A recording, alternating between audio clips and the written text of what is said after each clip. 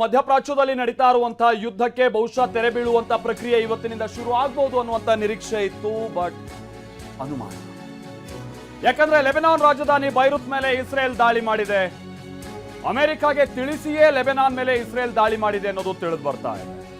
ಇದು ಎಕ್ಸ್ಪೆಕ್ಟೆಡ್ ಕೂಡ, ಯಾಕಂದ್ರೆ ಕಳೆದ 12 ದಿನಗಳ ಹಿಂದೆ ಇದೇ ರೀತಿಯಾದಂತ ರಾಜಿ ಸಂಧಾನದ ಮಾತುಕತೆ ನಡೀತಾ ಇದ್ದಂತ ಸಂದರ್ಭದಲ್ಲಿ ಅವತ್ತೂ ಕೂಡ ಇಸ್ರೇಲ್ ಲೆಬನಾನ್ ಮೇಲೆ ಅಟ್ಯಾಕ್ ಅನ್ನ ಮಾಡಿತ್ತು. ಲೆಬನಾನ್ ಮೇಲೆ ಅಟ್ಯಾಕ್ ಮಾಡಿದ್ರೆ ಇಸ್ರೇಲ್ಗೆ ಏನು ಅನುಕೂಲ ಅಂತ ಅಂದ್ರೆ ಈ ಮಾತುಕತೆ ಬಿದ್ದು ಹೋಗುತ್ತೆ, ಇರಾನ್ ಮತ್ತೆ ತಿರುಗಿ ಬೀಳುತ್ತೆ, ಆಗ ಮಾತುಕತೆ ಸಾಧ್ಯ ಆಗಲ್ಲ ಅನ್ನುವಂಥದ್ದು ಇಸ್ರೇಲ್ನ ಲೆಕ್ಕಾಚಾರ. ಇನ್ಫ್ಯಾಕ್ಟ್ ಕಳೆದ 12 ದಿನಗಳ ಹಿಂದೆ ಇದು ಬಹಳ ಸುದ್ದಿಯಾಗಿತ್ತು. ಆಗ ಅಮೆರಿಕ ಅಧ್ಯಕ್ಷ ಡೊನಾಲ್ಡ್ ಟ್ರಂಪ್ ಇಸ್ರೇಲ್ ಪ್ರಧಾನಿಗೆ ಕರೆ ಮಾಡಿ ಬೆಂಜಮಿನ್ ನೇತನ್ಯಾಹುಗೆ ಬಹಳ ಕೆಟ್ಟ ಪದಗಳನ್ನು ಬಳಸಿದ್ದರು. ನಿನ್ನಿಂದಾಗಿ ಈ ಶಾಂತಿ ಮಾತುಕತೆಗೆ ಸಾಧ್ಯ ಆಗ್ತಾ ಇಲ್ಲ, ಫಸ್ಟ್ ಲೆಬನಾನ್ ಮೇಲೆ ನಡೀತಾ ಇರುವಂತ ಅಟ್ಯಾಕ್ ಅನ್ನ ನಿಲ್ಲಿಸು ಅಂತ ಹೇಳಿದ್ದರು ಅಂತೆಲ್ಲ ಬಹಳ ಸುದ್ದಿ ಆಗಿತ್ತು. ಇಸ್ರೇಲ್ ಮಾಧ್ಯಮಗಳೇ ಇದನ್ನ ಪ್ರಕಟ ಮಾಡಿದ್ದವು ಕೂಡ. ಈಗಲೂ ಇದೇ ರೀತಿಯಾದಂತ ಮತ್ತೊಂದು ಬೆಳವಣಿಗೆ ಆಗ್ತಾ ಇರುವಂತ ರೀತಿಯ ಕಂಡು ಬರ್ತಾ ಇದೆ. ಬಟ್ ಈ ಬಾರಿ ಫಾರ್ ಅ ಚೇಂಜ್ ಅಮೆರಿಕಾಗೆ ತಿಳಿಸಿಯೇ ಇಸ್ರೇಲ್ ಅಟ್ಯಾಕ್ ಮಾಡಿದೆ ಲೆಬನಾನ್ ಮೇಲೆ ಅಂತೇಳಿ ತಿಳಿದು ಬರ್ತಾ ಇದೆ. ಇರಾನ್ ಸಂಸತ್ತಿನ ಸ್ಪೀಕರ್ ಇದಕ್ಕೆ ಸಂಬಂಧಪಟ್ಟ ಹಾಗೆ ಕೆಲವು ವಿಚಾರಗಳನ್ನ ಹೇಳಿದ್ದಾರೆ. ಅಮೆರಿಕಾಗೆ ಕೊಟ್ಟ ಮಾತನ್ನ ಉಳಿಸ್ಕೊಳ್ಳುವಂತ ಆಸಕ್ತಿ ಅಮೆರಿಕಾಗಿಲ್ಲ. ಅವ್ರು ಯಾವತ್ತಿದ್ರೂ ಕೂಡ ಈ ರೀತಿಯಾದಂಥ ಹಿಂಬಾಗಿಲಿನ ರಾಜಕೀಯ ಮಾಡ್ಕೊಂಬಂದಂಥವ್ರು.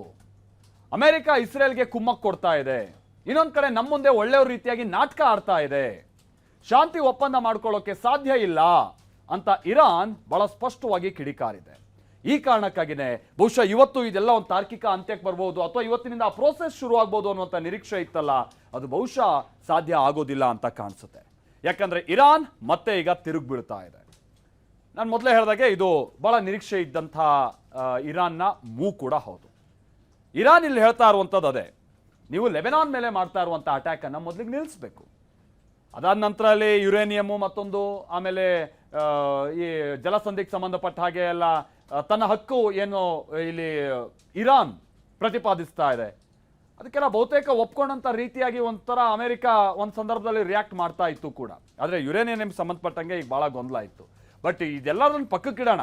ಬಟ್ ಈಗ ಇರಾನ್ನ ಮಿತ್ರ ರಾಷ್ಟ್ರಗಳ ಮೇಲೆ ಅಥವಾ ಇರಾನ್ನ ಮಿತ್ರ ಪಡೆಗಳ ಮೇಲೆ ಅಂತ ಅಂದರೆ ಈಗ ಲೆಬನಾನ್ ಸೇರಿದ ಹಾಗೆ ಬೇರೆ ಬೇರೆ ಕಡೆ ಈಗ ಇರಾಕ್ನಲ್ಲೂ ಕೂಡ ಈಗ ಹೌತಿ ಸೇರಿದ ಹಾಗೆ ಕೆಲ ಪಡೆಗಳನ್ನು ಏನು ಇರಾನ್ ಕ್ರಿಯೇಟ್ ಮಾಡಿಟ್ಟಿದೆ, ಅಂಥ ಕಡೆ ಅಟ್ಯಾಕ್ ಆಗ್ತಾ ಇದ್ದಾಗೆ ಇರಾನ್ ತಿರುಗಿ ಬೀಳುತ್ತೆ ಅನ್ನುವಂಥದ್ದು ನಿರೀಕ್ಷಿತ. ಈಗ ಮತ್ತೆ ಇವತ್ತು ನೋಡಿ, ಇವತ್ತು ಮಾತುಕತೆ ಆಗುತ್ತೆ. ಯಾಕಂತಂದರೆ ಪಾಕಿಸ್ತಾನ ಜೊತೆಗೆ ಕುವೈಟ್ಗೆ ಸಂಬಂಧಪಟ್ಟ ಹಾಗಿನ ಕೆಲ ನಾಯಕರುಗಳು, ಅಧಿಕಾರಿ ವರ್ಗ ಈಗ ಆಲ್ರೆಡಿ ಬಂದು ಈ ಪ್ರೋಸೆಸ್ ಅನ್ನ ಶುರು ಮಾಡಿದ್ರು ಇರಾನ್ನಲ್ಲಿ ಅನ್ನುವಂಥದ್ದೆಲ್ಲ ಇವತ್ತು ಸುದ್ದಿ ಆಗಿತ್ತು. ಆ ಕಾರಣಕ್ಕಾಗಿನೇ ಹೇಳಿದ್ದು ಇವತ್ತು ಬಹುಶಃ ಒಂದು ಒಳ್ಳೆ ಸೂಚನೆ ಅಥವಾ ಒಂದು ಒಳ್ಳೆ ಸುದ್ದಿ ಇಡೀ ವಿಶ್ವಕ್ಕೆ ಸಿಗ್ಬೋದು ಅಂತ.